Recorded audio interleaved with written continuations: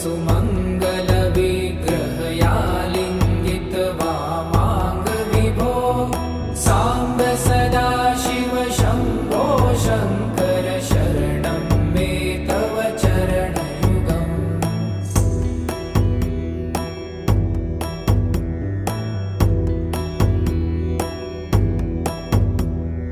पुरीकुरु मामज्ञम्